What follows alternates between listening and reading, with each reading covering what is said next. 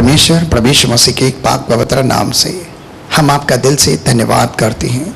सारा आदर सारी महिमा सिर्फ आपके पवित्र नाम को देते हुए हम आपकी महिमा करते हैं। पवित्र पिता, इस समय हम सब आपकी उपस्थिति के अंदर हैं और हम आप ही के नाम से स्थान पर जमा हुए हैं। और शास्त्र में लिखा है, जब जहाँ कहीं दो या दो से अधिक तेरे नाम से जमा होते हैं प्रभु वहाँ तू होता है।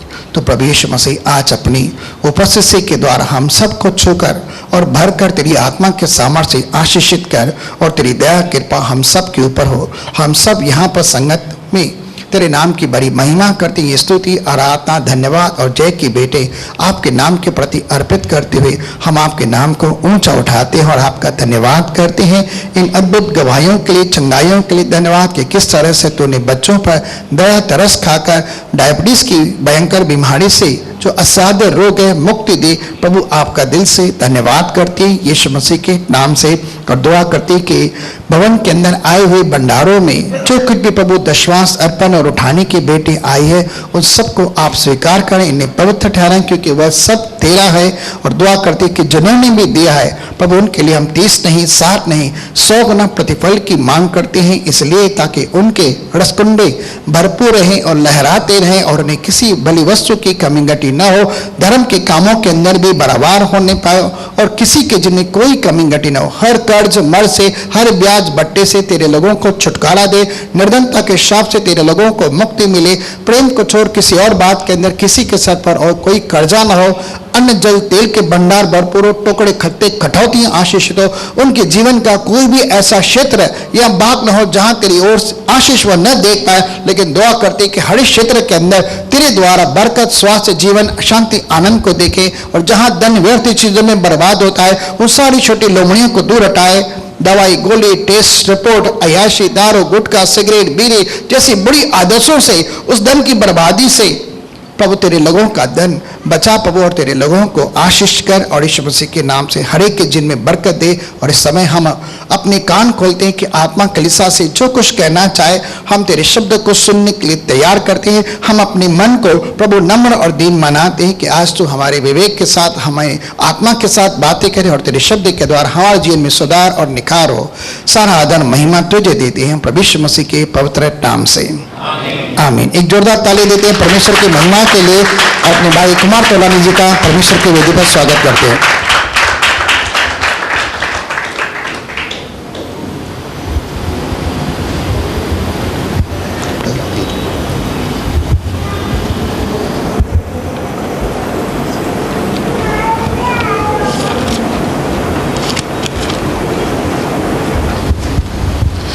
ये वचन मुझे अगले सप्ताह मिला, मैं समझता हूँ 10-12 दिन हुए जब परमेश्वर ने मेरे हृदय में ये बात डाली, क्योंकि मैं परमेश्वर का सेवक हूँ और 19 साल से मैं एक प्रचारक हूँ। 2005 में मैंने परमेश्वर के लिए पहली बार संदेश प्रचार किया था। 19 साल हो गए मुझे प्रचारक होके। और जब मैं नया विश्वासी बना, मुझे परमेश्वर की बुलाहट के बारे में मालूम पड़ा कि प्रभु मुझे एक बुलाहट दे रहा है मेरे जीवन के लिए, तो उसके प्रति मैं जागरूक हो गया, उस बुलाहट के प्रति। और उस दिन से मेरे मन में इस बात की तैयारी रहती है या इस बात की सोच रहती है कि मैं कैसे परमेश्वर की सेवकाई करूंगा अपने जीवन के। बहुत बार मेरे मन में मैंने इस चीज़ को देखा, अनुभव किया और कल्पना करता रहता हूँ, इमेजिनेशन में चला जाता हूँ बहुत बार कि मैं परमेश्वर की सेवकाई करूंगा तो कैसे होगा और मैं कहाँ कहाँ जाके प्रभु की सेवकाई करूंगा। पर 19 सालों में परमेश्वर ने ये बात मुझे कभी पर्सनली नहीं बोली थी, जो परमेश्वर ने आज से मुझे 10 दिन पहले बोली। परमेश्वर का वचन मेरे हृदय में आया और वो ये था कि अगर मैं परमेश्वर के लोगों से प्रेम नहीं करता तो मैं परमेश्वर का सेवक नहीं बन सकता। मैं सेवकाई क्यों करना चाहता हूँ? मुझे ऐसा लगता था जब प्रभु ने मुझे बुलाहट दी एज ए सेवक, तो मुझे ऐसा लगता था कि मुझे प्रचार करना है, आत्माओं को बचाना है, प्रभु की सेवा करनी है और इस रीति से मैं अपने जीवन को सफल कर सकता हूँ। ये मेरे जीवन की बुलाहट है। पर तब तक कोई एक इफेक्टिव सेवक नहीं बन सकता जब तक उसके हृदय में परमेश्वर के लोगों के लिए प्रेम नहीं है। अगर किसी परमेश्वर के सेवक के अंदर, जैसे मैं अपने उदाहरण लेता हूं, इस 19 सालों में परमेश्वर ने मैं समझता हूं 100 से अधिक तो संदेश प्रीच किए होंगे मैंने। पर कभी परमेश्वर ने मुझे इस तरह से मुझसे बात नहीं की। पर परमेश्वर ने मुझे मेरे हार्ट में ये बात डाली, अगर तू मेरे लोगों से प्रेम नहीं कर सकता तो तू मेरा कभी सेवक नहीं बन सकता। सेवकाई है क्या? सेवकाई क्या है? सेवकाई है परमेश्वर के लोगों की सेवा करना। सेवकाई है खोए हुओं को प्रभु यीशु मसीह के पास लेकर आना। सेवकाई है प्रार्थना करना दूसरों के लिए। सेवकाई है दूसरों को प्रोत्साहित करना। सेवकाई ये नहीं कि पुलपिट पे खड़े होकर मैंने अच्छा सरमन दिया और मैं मशहूर बन गया, मैं अच्छा गाने वाला हूं, अच्छा बजाने वाला हूं, मैं कलीसिया में ये काम करता हूं, वो काम करता हूं।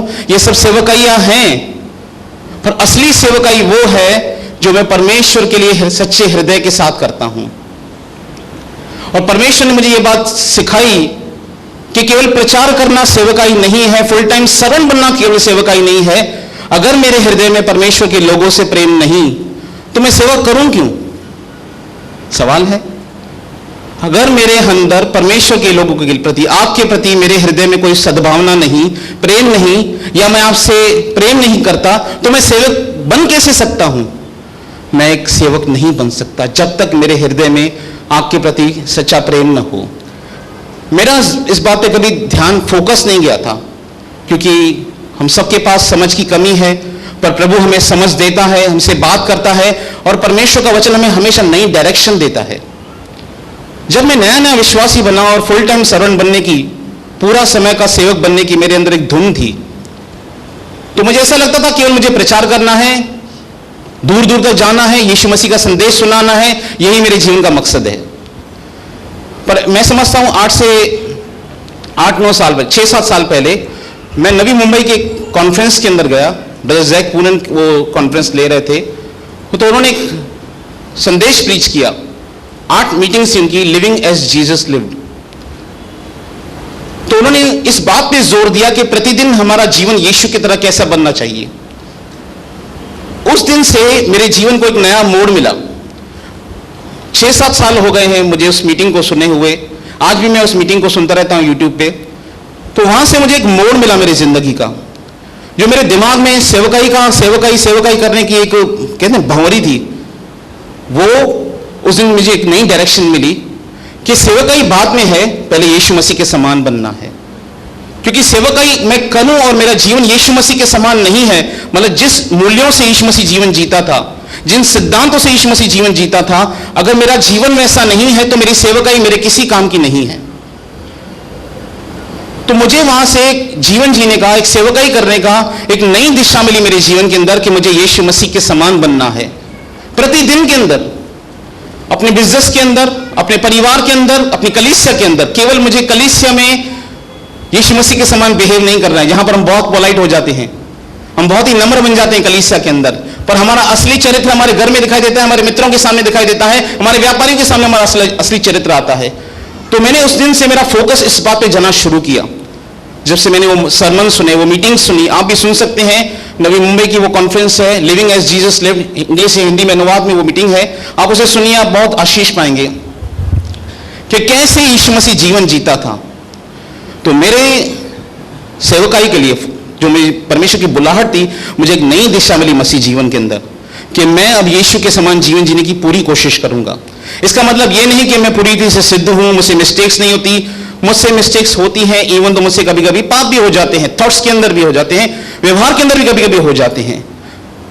पर यह है कि मैंने अपना उद्देश्य बनाया, मैंने अपना मन तैयार किया।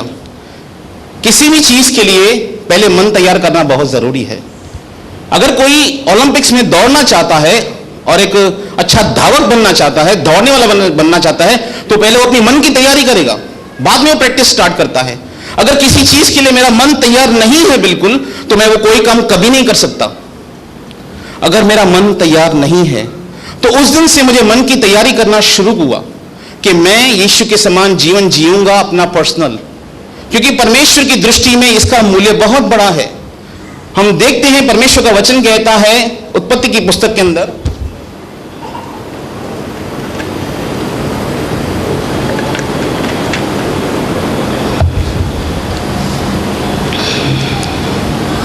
उत्पत्ति की पुस्तक मैं समझता हूं 4 अध्याय है।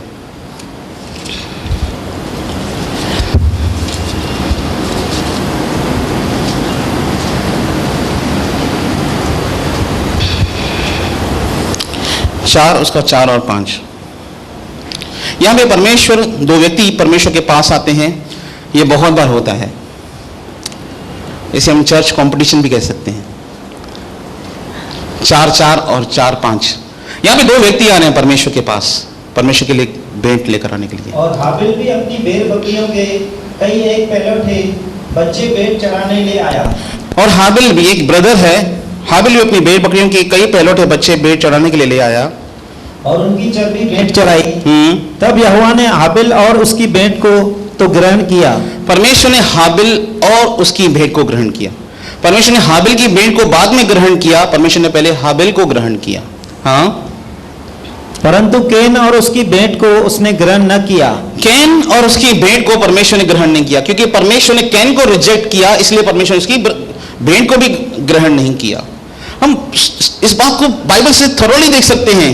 जब भी दो ब्रदर्स सामने आते हैं और परमेश्वर किसी एक को एक्सेप्ट करता है, जब शाऊल के सामने दाऊद की तारीफ हुई तो शाऊल को जलन होने लगी। जब यीशु मसीह की तारीफ होने लगी तो फरीसियों को बहुत जलन होने लगी कि ये हमसे अधिक प्रभावशाली कैसे हो सकता है। ऐसी बहुत सारी मिसाल बाइबल के अंदर है जहां पे विश्वासियों के अंदर आपस में कंपटीशन हो जाती है कि मुझसे कलीसिया में बेहतर कौन है। मैं अच्छा गाता हूं, मैं अच्छा प्रचारक हूं, मेरा विषय खैर वो नहीं, पर मैं आपको बताना चाहता हूं, यहां पर दो लोग परमेश्वर के पास आते हैं, अपनी भेंट लेकर आते हैं, पर परमेश्वर पहले उनकी लाइफ को एक्सेप्ट करता है, फिर उनकी भेंट को ग्रहण करता है। यह सिद्धांत आज भी है। पहले परमेश्वर मुझे ग्रहण करना चाहिए। मैं जो बताना चाहता हूं, अगर मेरा जीवन में यीशु मसीह के मूल्यों पर जीवन नहीं जी रहा, तो जो मैं सेवकाई कर रहा हूं वो सेवकाई मैं इफेक्टिव वे से नहीं कर सकता। वहां से मुझे एक नई दिशा मिली जीवन जीने की, कि मुझे पहले यीशु मसीह के समान मूल्यों पर जीवन जीना है। सिद्ध नहीं, मैं नहीं कहता मुझे एक दिन में सिद्ध हो सकता हूं, और ना ही मैं यीशु मसीह के समान अभी भी बना हूं। किसी को ऐसा लगता है कि जब मैं प्रचार कर लेता हूं तो मैं यीशु मसीह के समान बन गया हूं। जैसे एक बार कुमार संतानी ब्रदर बाइबल स्टडी पे आए थे, तभी वो नए विश्वासी थे और मुझे बहुत परमेश्वर का ज्ञान था, तो मैंने बाइबल स्टडी अच्छी ली। तो कुमार संतानी दूसरे दिन पप्पू के पास गया और कहा कि कुमार तुलानी जो ना यीशु मसीह के समान है बिल्कुल। और मैं जानता हूं उसने मुझे सही रीति से नहीं समझा है। मुझे ऐसा लग रहा था मैं ऐसा हूं ही नहीं। तो मैंने जानबूझकर अगले मंडे बाइबल स्टडी पे जो मैं उस समय लेता था, मैंने अपने ऐसे पाप जाहिर किए सबके सामने जो मैंने किसी के सामने जाहिर नहीं किए, ताकि ब्रदर को इस बात का एहसास हो कि मैं यीशु मसीह के समान नहीं बना हूं अभी तक। प्रचार करने से आप इस बात का मूल्यांकन मत कीजिए कि मैं यीशु मसीह के समान बन गया हूं। जीवन जीने के विषय में मैं कह रहा हूं, किस उद्देश्य से मैं जीवन जीता हूं, मैं व्यापार कैसे करता हूं, लोगों के साथ मेरा व्यवहार कैसा है, मैं उठता बैठता कैसे हूं, जब मैं गलती करता हूं क्या मैं सॉरी बोलता हूं, मैं किसी को हर्ट करता हूं तो क्या मैं इसे सॉरी बोलता हूं, क्या मैं एरोगेंट हूं। तो इन बातों पर मेरा ध्यान जाना शुरू हुआ। पर 10 दिन पहले परमेश्वर ने मुझे जो बात शेयर की, मुझे फिर से एक नई दिशा मिली मेरे जीवन के अंदर, मेरी सेवकाई के प्रति। और वो ये मुझे नया रास्ता परमेश्वर ने दिखाया, वो ये था कि अगर तू मेरे लोगों से प्रेम नहीं कर सकता तो तू मेरा कभी सेवक ही नहीं बन सकता। और मुझे परमेश्वर का वचन याद आया, पहला यूहन्ना, यह हम सबके लिए है और हम सबके लिए भी जो सेवकाई करना चाहते हैं। 1 जॉन 5:1। जिसका यह विश्वास है कि यीशु ही मसीह है, वह परमेश्वर से उत्पन्न हुआ है। जिसका यह विश्वास है कि यीशु ही मसीह है, वह परमेश्वर से उत्पन्न हुआ है। और जो कोई उत्पन्न करने वाले से प्रेम रखता है, जो कोई किससे प्रेम करता है? उत्पन्न करने वाले से, अर्थात परमेश्वर से। हम परमेश्वर से उत्पन्न हुए हैं। यूहन्ना उसका 1:12 वचन पढ़िए। यूहन्ना रचित सुसमाचार 1 अध्याय उसका 12वां वचन। परंतु जितनों ने उसे ग्रहण किया, जितनों ने यीशु मसीह को ग्रहण किया, उसने उन्हें परमेश्वर के संतान होने का अधिकार दिया। उतनों को उसने परमेश्वर की संतान होने का अधिकार दिया।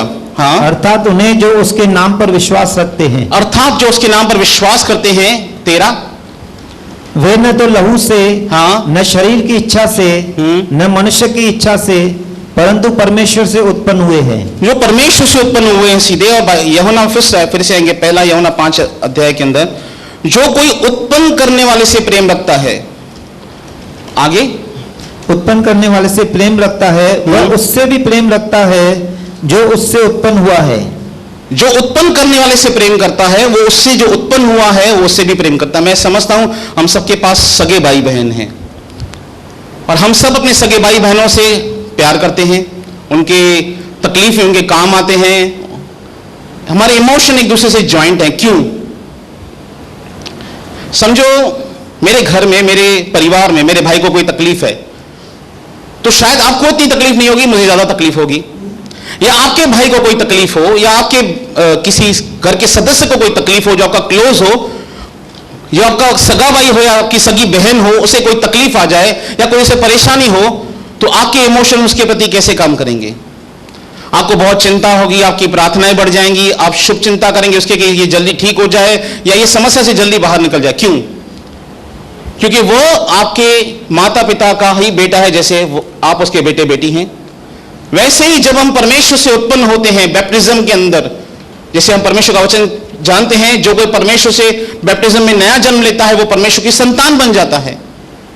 तो जो उत्पन्न करने वाले से प्रेम करता है परमेश्वर से, वो उससे भी प्रेम करता है जो उससे उत्पन्न हुआ है। ये वचन के द्वारा परमेश्वर मुझसे बातें करना शुरू की कि केवल तुझे मुझसे नहीं प्रेम करना पर मेरे लोगों से भी प्रेम करना। और दूसरे दिन मेरे मन में एक विचार आया परमेश्वर के प्रति, जितना मैं परमेश्वर के हृदय के नजदीक जाता हूं, जितना मैं परमेश्वर के हृदय के नजदीक जाता हूं उतना ही मैं परमेश्वर के लोगों के नजदीक जाता हूं। क्योंकि परमेश्वर के हृदय में कौन रहता है? परमेश्वर के लोग रहते हैं। और कौन रहता है? परमेश्वर के हृदय में कौन रहता है? परमेश्वर के हृदय में आप सब लोग रहते हैं। अगर आप विश्वासी हैं और आप परमेश्वर के नजदीक जाएंगे, अगर आप परमेश्वर के हृदय के करीब जाएंगे तो आपको क्या दिखाई देगा? आपको परमेश्वर के लोग दिखाई देंगे। हम दुबई जाते हैं या कहीं घूमने जाते हैं तो कहते हैं हमने वहां पे वो देखा, हमने वो देखा, हमने ये देखा, हम वहां की खूबसूरती बताते हैं। पर जब कोई परमेश्वर के दिल का दौरा करे, उसके हृदय में घूम कर आ जाए, उसके हार्ट में ट्रेवलिंग करके आ जाए, तो उसके हार्ट के अंदर ट्रेवलिंग करने से आपको आप ही सब दिखाई देंगे, विश्वासी दिखाई देंगे। क्योंकि परमेश्वर के हृदय में हम सब लोग रहते हैं। और जो कोई उत्पन्न करने वाले से प्रेम करता है वो उससे भी प्रेम करता है जो उससे उत्पन्न हुआ है। और जैसे ये वचन मेरे पास आया तो मुझे परमेश्वर के कुछ दासों के चरित्र स्मरण आए जो मैं आपके सामने शेयर करना चाहता हूं। पहला व्यक्ति जो मेरे मन में आया वो लिखा है नेहम्याह की पुस्तक।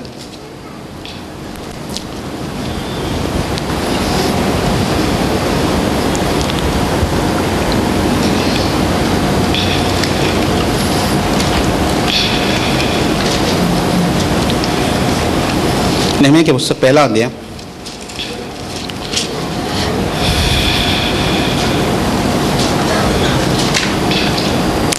1 से लेके 4 तक। हकल्याह के पुत्र नेहम्याह के वचन। हकल्याह का पुत्र नेहम्याह के वचन। ये व्यक्ति एक गुलाम बनकर एक देश में एक राजा के पास पियाऊ का काम कर रहा है, नौकरी कर रहा है। वहां पर अपने देश से बहुत दूर है क्योंकि उसका देश परमेश्वर के प्रकोप को झेल चुका है, क्योंकि वहां के लोगों ने परमेश्वर के विरुद्ध पाप किए थे।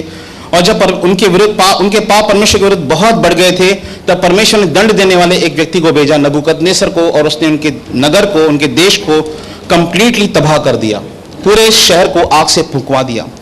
काफी सालों के बाद जब वो नौकरी कर रहा था दूर देश के अंदर, तो एक दिन वो बात बता रहा है। दूसरा, 20वें वर्ष के किसलवे नाम महीने में जब मैं शूशन नाम राजगर में रहता था, तब हनानी नाम मेरा एक भाई और यहूदा से आए हुए कई एक पुरुष आए। तब मैंने उनसे उन बचे हुए यहूदियों के विषय जो बंधुआई से छूटे गए थे और यरूशलेम के विषय में पूछा। तब हनानी नामक मेरा एक भाई आया वहां से, यरूशलेम से, और यहूदा से आए हुए कुछ पुरुष आए। तब मैंने उनसे उन बचे हुए यहूदियों के विषय में जो बंधुआई से छूट गए थे, जो गुलामी से बाहर निकले थे, और यरूशलेम के विषय में पूछा, इंक्वायरी की अपने भाइयों की।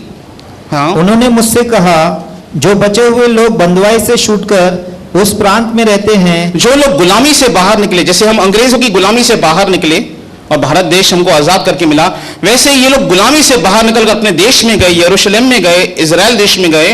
वे बड़ी दुर्दशा में पड़े रहे। वे बड़ी तकलीफ के अंदर हैं। जब उसको ये पता चलता है कि मेरे जो ब्रदर्स हैं, मेरे जो भाई मेरे बहन हैं, मेरे जाति भाई हैं, वो बहुत तकलीफ के अंदर हैं और उनकी निंदा होती है, उनको बहुत निंदा होती है उनकी, क्योंकि यरूशलेम की शहरपनाह टूटी हुई और उसके फाटक जले हुए हैं। उसका नगर पूरी रीति से तबाह है। जब उसको ये न्यूज मिलती है, नेहमिया को 5वां वचन, ये बातें सुनते ही मैं बैठकर रोने लगा। सॉरी 4th है।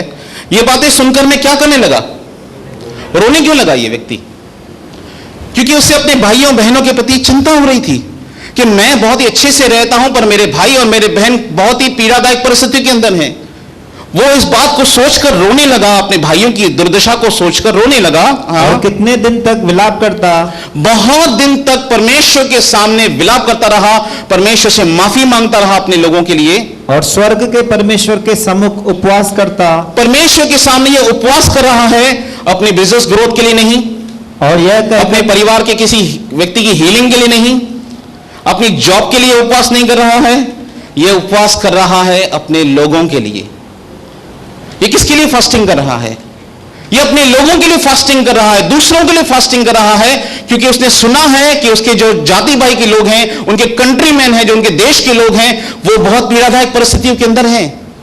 और वो रोने लगा, प्रार्थना करने लगा, विलाप करने लगा, और यह कहकर प्रार्थना करता रहा। यह कहकर प्रार्थना करता रहा। यह प्रार्थना आप घर पे जाके पढ़ सकते हैं, क्योंकि मेरे पास समय नहीं कि मैं उसकी पूरी प्रार्थना पढ़ूं। और जब ये प्रार्थना करता है, परमेश्वर उसके काम को सफल करता है और यह व्यक्ति एक मिशन की ओर जाता है। और यरूशलेम की शहरपनाह को 52 दिनों में बड़े विरोधों के बीच, भारी विरोधों के बीच, वो उस शहरपनाह को कंप्लीट करता है, क्योंकि वह परमेश्वर के लोगों से प्रेम करता था। बाइबल बताती है नेहमिया ने किसी को नहीं बताया था कि परमेश्वर ने उसके मन में क्या डाला है, पर नेहमिया परमेश्वर के लोगों से प्रेम करता था, और उस जो परमेश्वर के लोगों से प्रेम करता था, वो परमेश्वर के लोगों की भलाइयां करने लगा और परमेश्वर के लोगों की सुधि लेने लगा, उनकी देखभाल करने लगा, उनको परमेश्वर का सही रास्ता दिखाने लगा। जो लोग सबक को नहीं मानते थे, उनको सबक का दिन मानना सिखाया। क्यों किया उसने ये काम? मैं आपको क्या सिखाना चाहता हूं? मैं आपको यही बात सिखाना चाहता हूं जो प्रभु ने मेरे हृदय में डाली, कि अगर हम परमेश्वर से प्रेम करने की दावा करते हैं, कोशिश करते हैं, प्रार्थना करते हैं, तो उसका जो दूसरा पहलू है, वो दूसरा पहलू है कि परमेश्वर के लोगों से हमारा प्रेम ऑटोमेटिकली बढ़ते जाएगा। मैं परमेश्वर से प्रेम करता हूं, इस बात का अगर मैं दावा करता हूं, और अगर मैं अपने लोगों से प्रेम नहीं करता, तो मेरे प्रेम में कहीं ना कहीं कुछ ना कुछ सही नहीं है। यह व्यक्ति परमेश्वर के लोगों की बात सुनता है और रोने लगता है, और ये परमेश्वर के लोगों की सेवकाई करता है। क्यों करता है? क्योंकि ये परमेश्वर के लोगों से प्रेम करता था। और हम देखते हैं नेहमिया इसलिए सफल हुआ क्योंकि वो परमेश्वर के लोगों से प्रेम करता था। दूसरा व्यक्ति दानियल,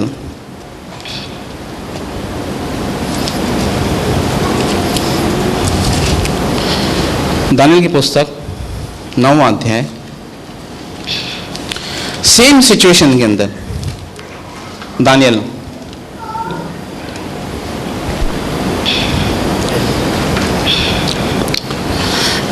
9 अध्याय 1 से लेके 4 तक। फिर से मादीशयर्च का पुत्र, सेम परिस्थिति के अंदर दानियल है। ये भी गुलाम बना के बेच दिया गया है। अब ये मादी फरासी के एक राजा के सामने एक खोजे के समान काम कर रहा है। वहां का गवर्नर है या वहां का एक खजांची है। आज की तारीख में कहूं तो ये ऑडिटर है, वहां का सारे राजा के अकाउंट्स हैंडल करता था। राजा को नुकसान कितना होता है, फायदा कितना होता है, उसकी सारी ऑडिट करता था ये व्यक्ति। इतना बुद्धिमान था। बाइबल बताती है इसके अंदर परमेश्वर की बुद्धि रहती थी। और ये व्यक्ति कुछ पढ़ता है बाइबल से। हाँ, मादीशयर्च का पुत्र दारा, जो कसदियों के देश पर राजा ठहराया गया था, उसके राज्य के पहले वर्ष में मुझ दानियल ने शास्त्र के द्वारा समझ लिया बाइबल पढ़ते वक्त मैंने इस बात को जान लिया कि यरूशलेम की उजड़ी हुई दशा यहोवा के उस वचन के अनुसार जो यिर्मयाह नबी के पास पहुंचा था, कुछ वर्षों के बीतने पर अर्थात 70 वर्ष के बाद पूरी हो जाएगी। 70 वर्ष के बाद ये बात पूरी हो जाएगी जो प्रभु ने कहा था। तब मैंने अपना मुख परमेश्वर की ओर करके गिड़गिड़ाहट के साथ प्रार्थना करने लगा। तब मैं अपना मुख प्रभु परमेश्वर की ओर गिड़गिड़ाहट के साथ प्रार्थना करने लगा और उपवास कर टाट पहन राख में बैठकर वरदान मांगने लगा। ये परमेश्वर के सामने उपवास कर रहा है, ये परमेश्वर से वरदान मांग रहा है, ये परमेश्वर के सामने टाट ओढ़ता है, जो आज हमको नहीं पहननी क्योंकि ये पुराने नियम के अंदर था। मैंने अपने 4 पढ़िए।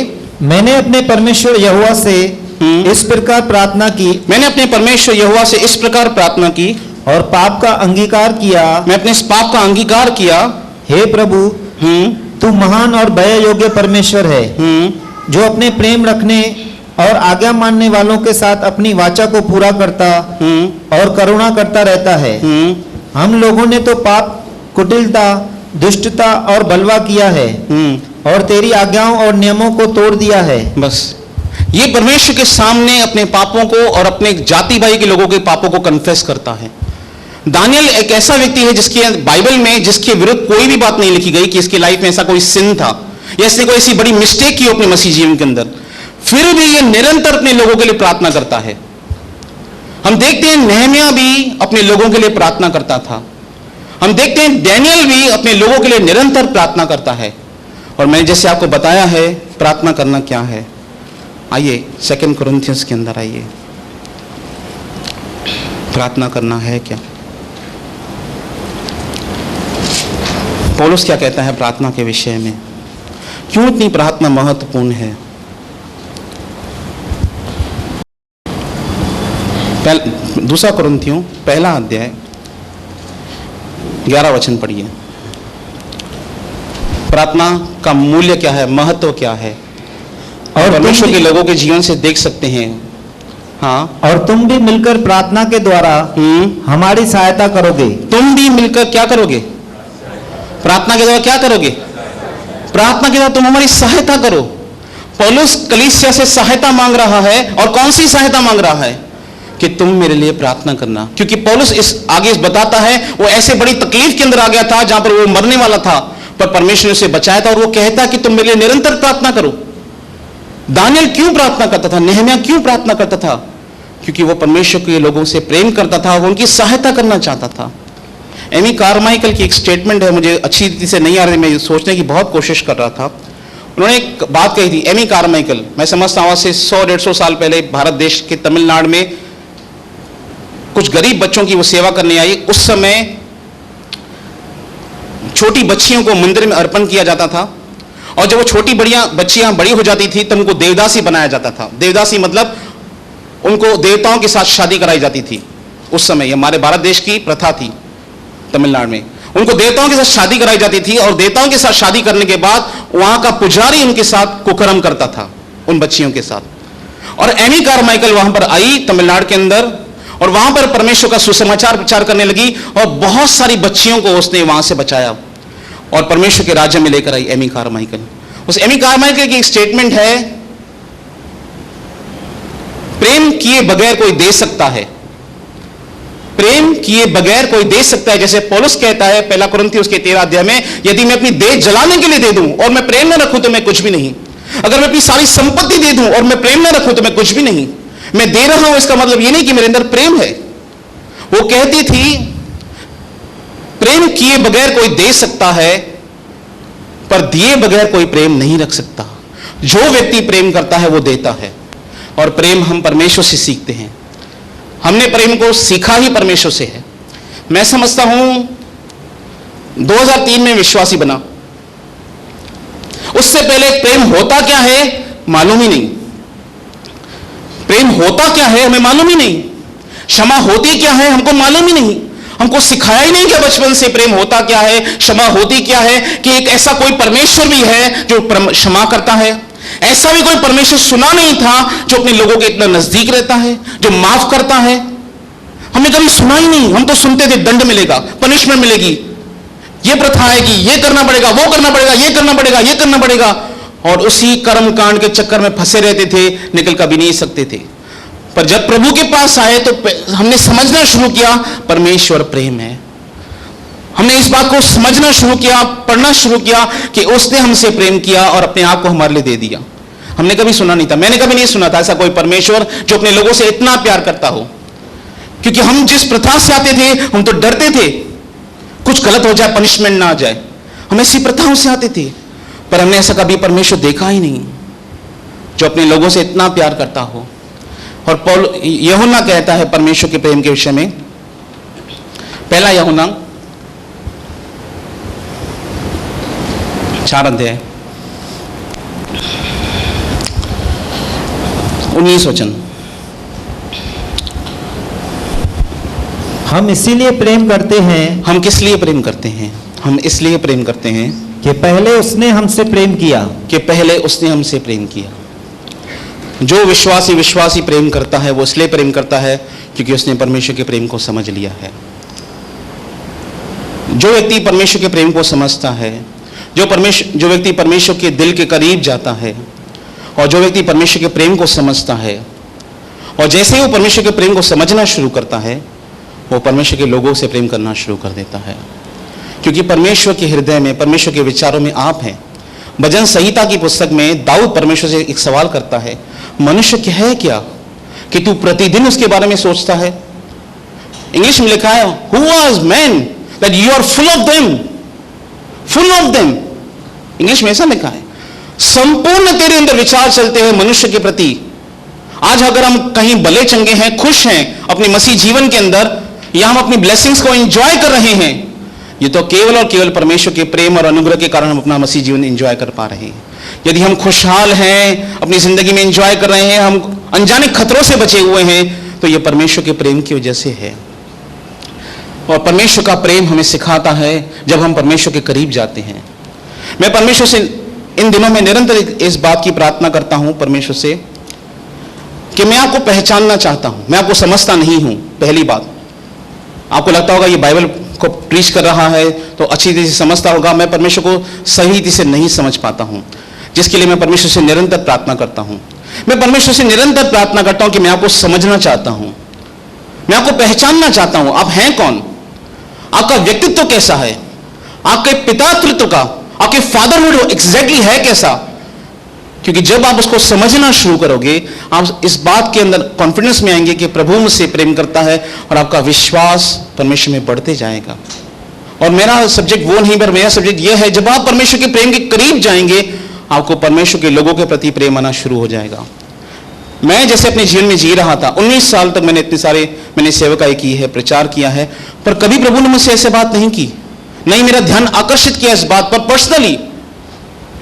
पर जब परमेश्वर ने मेरा ध्यान आकर्षित किया इस बात पे पर्सनली कि अगर तू मेरे लोगों से प्रेम नहीं करता तो तू मेरा कभी सेवक ही नहीं बन सकता। फिर मैं जब दानियल को पढ़ रहा था, दानियल क्या करता है? दानियल चैप्टर 6 में आइए।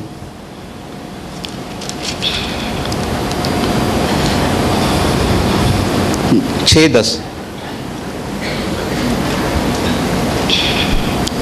जब दानियल को मालूम हुआ, यहां पर एक कानून आता है कि जो कोई राजा को छोड़कर किसी और से प्रार्थना करेगा उसको शेरों की मांद में डाला जाएगा। और जब ये कानून बनता है कि जो व्यक्ति भी राजा को छोड़कर किसी और की उपासना करेगा उसको शेरों की मांद में डाला जाएगा। और जब ये बात दानियल को मालूम पड़ती है, क्योंकि वो एक सरकारी कर्मचारी था उस समय का, जब दानियल को मालूम हुआ कि उस पत्र पर हस्ताक्षर किया गया है, ये कानून बन चुका है, तब वह अपने घर में गया, वो अपने घर में गया, जिसकी उपरोटी कोठरी की खिड़कियां यरूशलेम के सामने खुली रहती थी, वो उसकी जो खिड़की थी यरूशलेम शहर की ओर खुलती थी, और अपनी रीति के अनुसार जैसा वह दिन में 3 बार अपने परमेश्वर के सामने घुटने टेक कर प्रार्थना और धन्यवाद करता था, वैसा ही तब भी करता रहा। वो प्रार्थना में क्या प्रार्थना करता था? वो हमेशा परमेश्वर से एक बात की प्रार्थना करता था, हमको यरूशलेम लेके जाइए क्योंकि हम यहाँ पर गुलाम हैं। और इस व्यक्ति की प्रार्थनाओं के द्वारा ही परमेश्वर ने काम करना शुरू किया और परमेश्वर ने अपने लोगों को वापस यरूशलेम पहुंचाया सही रीति से, नहम्याह, एजरा और जरुब्बाबिल के थ्रू। ये व्यक्ति क्या कर रहा है? ये व्यक्ति प्रार्थना कर रहा है। जैसे पौलुस कहता है, तुम मेरी सहायता करो प्रार्थना के द्वारा। आप जब किसी विश्वासी के लिए प्रार्थना करते हैं, आप उसकी सहायता करते हैं। आप प्रार्थना कीजिए।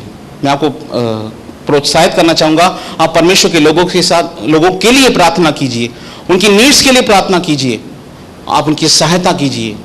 और जब आप ऐसा करेंगे, आप परमेश्वर के और करीब आते जाएंगे। एक और व्यक्ति के बारे में पढ़ता हूं, निर्गमन की पुस्तक चैप्टर 33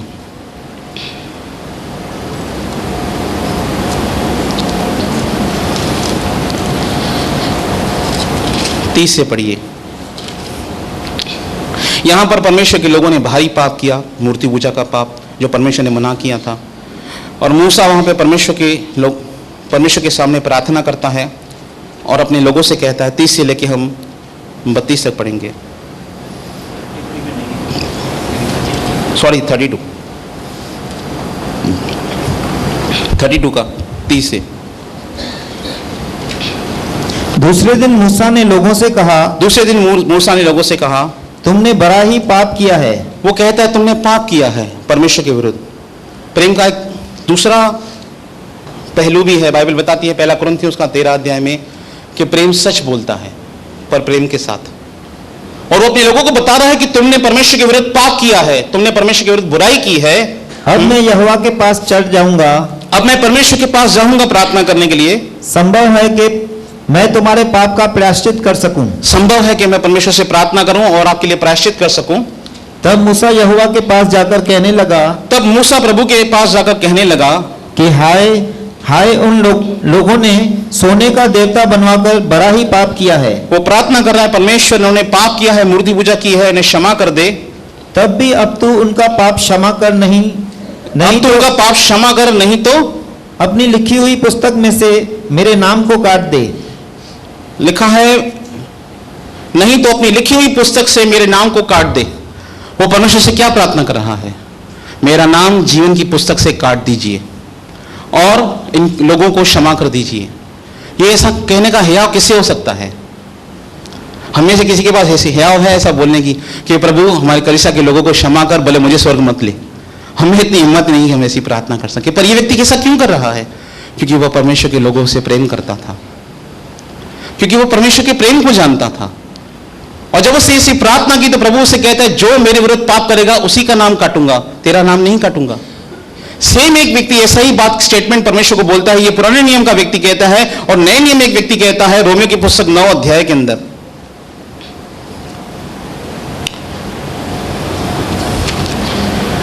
मैं सच बताता हूं, हमारे पास इतनी हिम्मत नहीं है, मेरे पास तो इतनी हिम्मत नहीं है, हमारे नहीं कहूंगा, मेरे पास इतनी हिम्मत नहीं कि मैं मसीह को ऐसा बोल सकूं जैसा ये व्यक्ति परमेश्वर को बोलता है। हमको लगता है सेवकाई करना खाली प्रचार करना है, सेवकाई करना खाली गीत गाना है, सेवकाई करना ये सब नहीं होता। सेवकाई के मूल्य बहुत ही अलग हैं।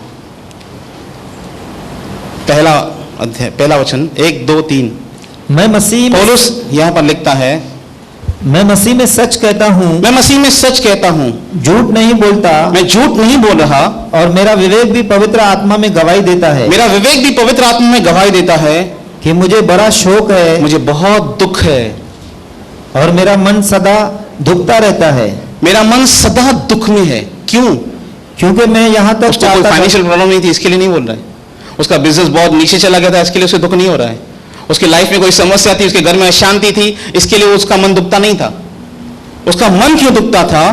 क्योंकि मैं यहाँ तक चाहता था, मैं यहां तक चाहता था कि अपने भाइयों के लिए जो शरीर के भाव से मेरे कुटुंबी है, आप ही मसीह से शापित हो जाता। आप ही मसीह से क्या हो जाता?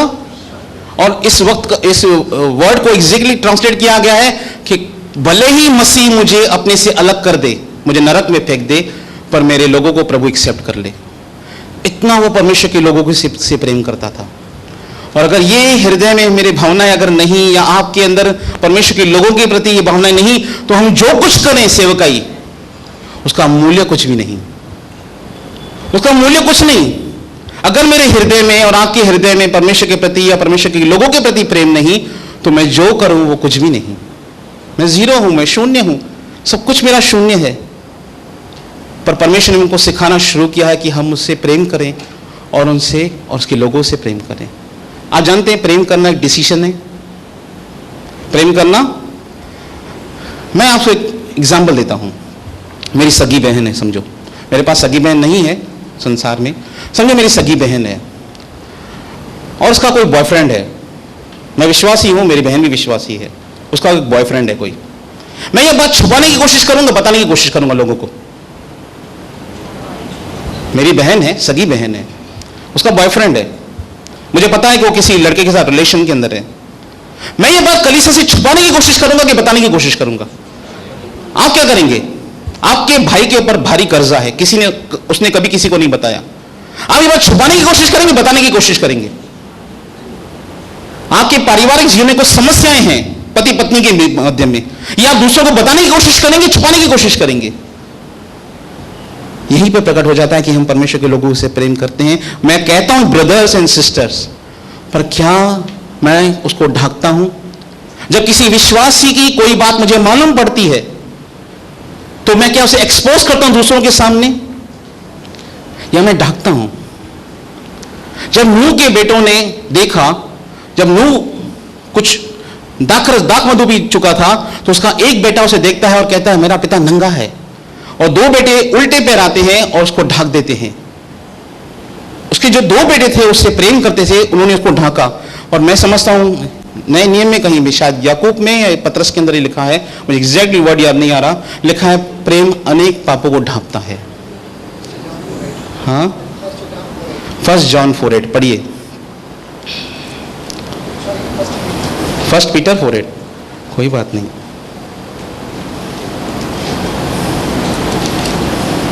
और सब में श्रेष्ठ बात यह है कि एक दूसरे से अधिक अधिक प्रेम रखो। एक दूसरे से अधिक प्रेम करो। ये तब कर सकते हैं क्योंकि जब हम परमेश्वर के प्रेम को समझेंगे। क्योंकि अगर मैं परमेश्वर के प्रेम को समझता ही नहीं अपनी लाइफ के अंदर, सॉरी राजेश भाई, मैं आपको बीच में बहुत बार रोकता हूं, अगर मैं परमेश्वर के प्रेम को समझता ही नहीं तो मैं क्या दूसरों से प्रेम करूंगा? अगर मैं अपने घर वालों से ही प्रेम नहीं करता तो मैं दूसरों के साथ क्या प्रेम करूंगा? इंग्लिश में एक कहावत है, लव को किंग जेम्स वर्जन में वर्ड दिया गया चैरिटी। क्या वर्ड दिया गया है? चैरिटी। उसको लव नहीं लिखा गया है। 1 कोरिन्थियंस चैप्टर 13 पढ़िए, उसमें बार बार आपको एक वर्ड आएगा, चैरिटी। उसमें लिखा है charity does not boast, charity does not gate anger. और इंग्लिश में कहावत है चैरिटी स्टार्ट्स फ्रॉम होम। प्रेम घर से शुरू होना चाहिए। मैं अपने घर वालों से ही प्रेम नहीं करता, मैं क्या समाज से प्रेम करूंगा? मैं क्या लोगों के प्रेम करूंगा? तिमुथियुस में पौलुस कहता है जो अपने परिवार की चिंता नहीं करता वो अविश्वासी से भी बुरा हो गया है और अपने विश्वास से मुकर गया है। अगर मैं अपने घर वालों से प्रेम नहीं करता, मैं अपने परिवारों के व्यक्ति के बारे में सोचता नहीं, तो मैं कैसे सेवकाई कर सकता हूं? मैं कैसे सेवकाई कर सकता हूं? मैं नहीं कर सकता सेवकाई। और अगर मैं इस बात का दावा करूं कि मैं लोगों से प्रेम करना शुरू कर दिया है, मेरे घर के लोग भी बताने चाहिए कि ये व्यक्ति वाकई प्रेम में चलता है कि नहीं चलता है। प्रेम घर से स्टार्ट होता है। प्रेम स्टार्ट होता है, क्षमा से स्टार्ट होता है। हमने परमेश्वर का प्रेम कैसे जाना? आज जो जिस बात की कंप्लेंट विश्वासियों के खिलाफ आती है वो एक ही बात की कंप्लेंट आती है, तुम लोग बोलते बहुत हो क्षमा के बारे में पर करते नहीं हो। हमारे विश्वासी की कंप्लेंट है संसार में, तुम लोग क्षमा के बारे में बहुत प्रचार करते हो पर जब क्षमा करने की बारी आती है तो तुम लोग क्षमा करते नहीं हो। अपने मन में रख के बैठते हो इन बातों को। प्रेम क्षमा है, हमें क्षमा करना सीखना है। एग्जैक्टली वैसे क्षमा करना जैसे परमेश्वर ने हमसे प्रेम की क्षमा किया। इस बात को याद कीजिए क्योंकि प्रभु ने आपने कितने पाप माफ किए, एवरेज कितने पाप माफ किए आपके परमेश्वर ने आज तक? मैं अगर किसी विश्वासी से पूछूं, मुझे 21 साल हो गए यीशु मसीह में आकर, कितने पाप मेरे परमेश्वर ने माफ किए? कितने? असंख्य। और अगर मेरे मन में किसी के लिए है तो मुझे क्या करना है? मुझे उसको माफ करना है। जैसे यीशु मसीह ने एक दृष्टांत सिखाया, किसी राजा का एक देनदार था और उसने कहा कि मेरा कर्जा भर दे। उसने कहा मेरे पास नहीं है। उसने कहा इसे जेल में डाल दो। उसने कहा मेरे पास नहीं है, मुझे क्षमा कर दीजिए, मैं भर दूंगा। उसने कहा इसे माफ कर दो। फिर वो बाहर निकलता है और बाइबल बताती है उसका करोड़ों कर्जा था राजा का उसके ऊपर। वो बाहर निकलता है, दूसरे को देखता है जिसका उसके पास 100 रुपया था। उसने कहा मेरा कर्जा दे। जिसका माफ हुआ था उसका दूसरे पे कर्जा था 100 रुपया। उसने कहा मुझे मेरा कर्जा भर दे। उसने बोला नहीं, मेरे पास नहीं है पैसे, कृपा क्षमा कीजिए, मैं आपके पैसे भर दूंगा। उसने बोला नहीं, जब तक तू मेरे पैसे नहीं भरेगा तब तक तू जेल में रहेगा। जिसका राजा ने सैकड़ों माफ किया था, करोड़ों माफ किया था, वो व्यक्ति अपने साथी दोस्त का 100 रुपया माफ नहीं कर रहा था। यह बात राजा को मालूम पड़ती है और राजा उसे बुलाता है, उससे कहता है हे दुष्ट दास, जब तूने मुझसे माफी मांगी, तूने कहा मैं भर दूंगा, फिर मैंने क्या कहा? तुझे क्षमा कर दिया। तो जैसा मैंने तेरे साथ व्यवहार किया था, क्या तुझे अपने साथी भाई के साथ ऐसा ही व्यवहार नहीं करना चाहिए? किसके साथ परमेश्वर ने दंड का व्यवहार किया है? पापों के प्रति। भजनकार तो कहता है यदि परमेश्वर हमारे पापों के अनुसार हमसे व्यवहार करना शुरू करे तो कोई व्यक्ति के सामने खड़ा नहीं हो पाएगा। जब परमेश्वर ने हमें माफ किया है तो हमें भी माफ करना है। यह प्रेम की एक क्वालिटी है। पौलुस फिलेमोन के बारे में कुछ कहता है। मैं उस दिन पढ़ रहा था फिलेमोन, और पौलुस देखिए उसे क्या कहता है। नकली प्रेम नहीं, असली प्रेम, परमेश्वर का प्रेम, जो रोमियो की पुस्तक 5वें अध्याय में लिखा है कि परमेश्वर का प्रेम पवित्र आत्मा के द्वारा हमारे हृदय के अंदर उंडेला गया है। हम परमेश्वर से प्रेम कर सकते हैं क्योंकि उसने हमसे पहले प्रेम किया। जब आप परमेश्वर के प्रेम को समझेंगे, क्रूस पर किए हुए कार्य को समझना शुरू करेंगे, आपके अंदर प्रेम उत्पन्न होना शुरू हो जाएगा परमेश्वर के प्रति और उसके लोगों के प्रति। फिलेमोन 1:7 देखिए पौलुस एक ब्रदर को क्या कहता है। क्योंकि हे भाई, मुझे तेरे प्रेम से बहुत आनंद और शांति मिली। क्या मिला है? प्रेम से क्या मिला है? मुझे तेरे प्रेम से बहुत आनंद मिलता है, मुझे तेरे प्रेम से बहुत शांति मिलती है। पवित्र आत्मा का फल है प्रेम, आनंद, शांति, धीरज, कृपा, भलाई, नम्रता, दीनता। ये सब प्रेम से शुरुआत होती है। जब आप परमेश्वर के प्रेम को समझना शुरू करोगे, आप मसीह में फलवंत होना शुरू हो जाओगे, आपके अंदर आनंद और शांति आ जाएगी। पौलुस जब फिलेमोन को याद करता था अपने मसीह जीवन के अंदर, उसके लिए प्रार्थना करता था, तो कहता है जब मैं तेरे प्रेम को याद करता हूं तो मुझे बहुत आनंद मिलता है, मुझे बहुत शांति मिलती है कि काश इस भाई से फिर से मुलाकात कर लूं। और वो खुद कहता है तुम्हारी प्रार्थना के द्वारा मैं तुमको दे दिया जाऊंगा, तुम्हारे पास आऊंगा रहने के लिए। ऐसा नहीं कि मिले ही नहीं रास्ते पे एक दूसरे से। प्रेम करना सीखना है, डिसीजन है। प्रेम करना एक डिसीजन है कि मैं किसी के लिए अपने मन में द्वेष नहीं रखूंगा, ये डिसीजन है। और जब हम प्रेम नहीं करते और अपने अंदर अक्षमा पालते हैं, आप शैतान को एडवांटेज देते अपनी मसीह जीवन के अंदर। दूसरा कुरिन्थियों उसके 2 अध्याय उसके 10 वचन में लिखा है कि शैतान का तुम पर कोई दांव न चले। जब आप किसी को अक्षमा करते हैं, आप शैतान को अपने ऊपर अधिकार देते हैं कि वो आपके मन को प्रताड़ित करे, उसके प्रति नेगेटिव बातें दे, नेगेटिव इमोशंस दे, नेगेटिव थॉट्स दे। इसका भला नहीं, उसका बुरा होने की, उसका बुरा होगा, आपको अच्छा लगेगा। ऐसे विचार आपके अंदर शैतान डालेगा और आप कभी भी परमेश्वर के प्रेम को एक्सपीरियंस, आप शांति के अंदर रहेंगे ही नहीं।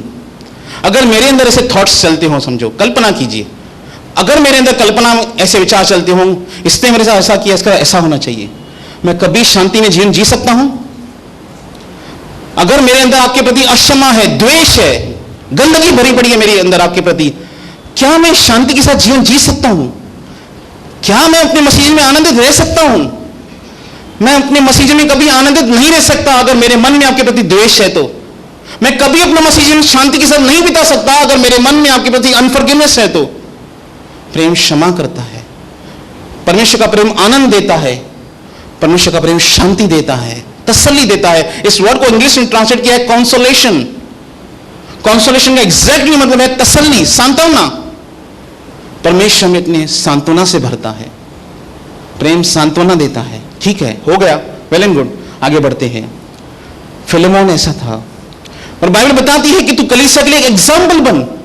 हमें कलीसिया के लिए एग्जाम्पल बनना है, केवल मुझे नहीं, एज ए प्रचारक हम सबको बनना है। उस कलीसिया में लोगों को जाने के अच्छा लगता है, पसंद करते हैं, जहां पर लोगों को उनको प्रेम मिलता है। 1 कुरिन्थियों 8 अध्याय उसका पहला वचन पढ़िए।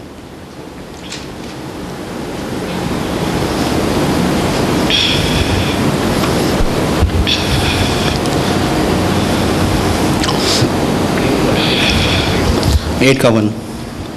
अब मूर्तों के हाँ, यही वचन है, यही वचन है। अब मूर्तों के सामने बलि की हुई वस्तुओं के विषय में हम जानते हैं कि हम सबको ज्ञान है। ज्ञान घमंड उत्पन्न करता है, परंतु प्रेम से उन्नति होती है। इसमें इंग्लिश में नहीं लिखा, शायद 2 में लिखा होगा, आगे पढ़िए इसको 2 में। यदि कोई समझे कि मैं कुछ जानता हूं तो जैसा यहाँ पे जानना नहीं लिखा है, फर्स्ट में आएंगे। इसमें लिखा है अब मूर्तियों के सामने बलि की वस्तुओं के विषय में, क्योंकि पौलुस 7वें अध्याय में कलीसिया को समझा रहा था कि तुमको कैसे इन सब चीज से दूर रहना है। और वो कहते हैं हम जानते हैं, हम सबको ज्ञान है। ज्ञान क्या करता है? ज्ञान घमंड उत्पन्न करता है, ज्ञान घमंड उत्पन्न करता है। और लिखा है प्रेम से उन्नति होती है, लिखा है लव एडिफाइस। अगर आप चाहते हैं कि परमेश्वर का राज्य उन्नति पाए, क्या चाहते हैं? अगर हम चाहते हैं कि परमेश्वर का राज्य उन्नति पाए, तो एक बात जरूरी है कि हमारे अंदर प्रेम होना चाहिए। अगर हम परमेश्वर के लोगों से प्रेम करेंगे तो उन्नति अपने आप आएगी। उन्नति को कोई रोक नहीं सकता, उन्नति को कोई रोक नहीं सकता। अच्छे संदेश प्रचार करके केवल कलीसिया की उन्नति नहीं हो सकती, परमेश्वर के प्रेम से उन्नति होती है। जब लोग परमेश्वर के भवन में आएंगे और परमेश्वर के प्रेम को प्राप्त करेंगे, उनकी उन्नति अपने आप होगी। प्रेम उन्नति करता है, ज्ञान घमंड उत्पन्न करता है कि मेरे पास नॉलेज है। जैसे मेरे अंदर भी बहुत सारा नॉलेज भरा पड़ा था, ये वर्ड इधर लिखा है, ये वर्ड उधर लिखा है, मुझे सब मालूम है। हम बहुत बार इस बात पे डिस्कस भी कर सकते हैं, पर हम सीख रहे हैं परमेश्वर से।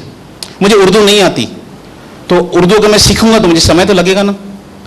हम परमेश्वर से प्रेम सीख रहे हैं, पूरा सीखा नहीं है, सीख रहे हैं परमेश्वर से प्रेम करना। और जैसे जैसे परमेश्वर के प्रेम को सीखेंगे, वैसा वैसा परमेश्वर के लोगों से प्रेम करना शुरू करेंगे। हम उनके प्रति सोचेंगे प्रार्थना में।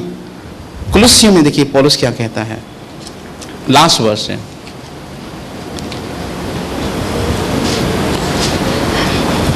मैंने जैसे आपको कहा कि प्रेम करना एक डिसीजन है, पौलुस यही सिखाता है। 3 अध्याय 12 से पढ़िए।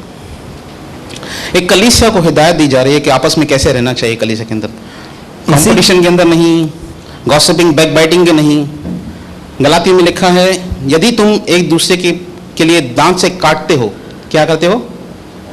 यदि तुम एक दूसरे को दांत से काटते हो तो सावधान रहना, कहीं एक दूसरे का सत्यानाश न कर दो।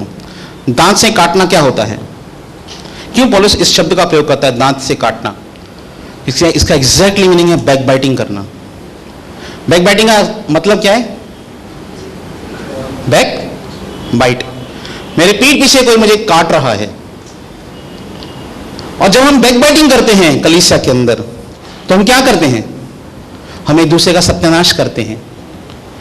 पर पौलुस कलीसिया को हिदायत देता है 3 अध्याय के अंदर, इसीलिए परमेश्वर के चुने हुओं की नाई, इसलिए परमेश्वर के चुने हुओं के समान, जो पवित्र और प्रिय है, जो पवित्र और प्रिय है, बड़ी करुणा और भलाई और दीनता और नम्रता और सहनशीलता धारण करो। भरी करुणा, भलाई, दीनता, नम्रता, सहनशीलता धारण करो। हाँ, वर्ड बहुत भारी भारी है, पढ़ने में अच्छे लगते हैं, भारी भारी शब्द लगते एकदम, और मनन करना है। और यदि किसी को किसी पर दोष देने का कोई कारण हो, वो एक पिक्चर थी लगे रहा मुन्ना भाई, उसमें वो सर्किट उसको बोलता है, भाई भारी भारी शब्द बोलने का, भारी भारी, विनम्रता, हृदय परिवर्तन। वो गांधी को जानता नहीं था एक्चुअली, पर उसको दिखा रहा था कि मुझे गांधी के बारे में पूरा मालूम है। वो एक इंटरव्यू देने जा रहा था संजय दत्त, ऐसा दिखाया गया भारी भारी शब्द बोलने का। ये भारी भारी शब्द नहीं है, केवल ये जीवन जीने का एक चरित्र है। भलाई करना, दीनता करना। जितने भी लोगों ने परमेश्वर के लोगों ने प्रेम किया है, उन्होंने परमेश्वर के लोगों की भलाई की है। तीतुस में लिखा है वो ऐसी जाति बनाना चाहता है। कैसी? एक ऐसी जाति बनाना चाहता है जो भले कामों के लिए सरगर्म हो। सरगर्म मतलब तैयार। कोई भला काम मुझे मेरे द्वारा होने पाए, मैं इसके लिए तैयार हूं, प्रभु का काम करने के लिए। वो ऐसी जाति बनाना चाहता है, जब उसके सामने भलाई करने का अवसर हो किसी के साथ, तो वो अपना हृदय पीछे न रखे, वो अपना हाथ मुट्ठी में टाइट न करे। क्योंकि परमेश्वर का वचन पुराने नियम में भी यही कहता है, जब तू अपने इजरायली भाई को देखे तो अपनी मुट्ठी को कड़ा मत करना, तो अपना हाथ ढीला करना। ये परमेश्वर ने पुराने नियम से ये बात सिखाई है। भलाई करना, बड़ी दीनता, नम्रता, सहनशीलता धारण करो। और यदि किसी को किसी पर दोष देने को कोई कारण हो, यदि किसी को अक्यूज करने का कोई रीजन भी है, तो एक दूसरे की सह लो।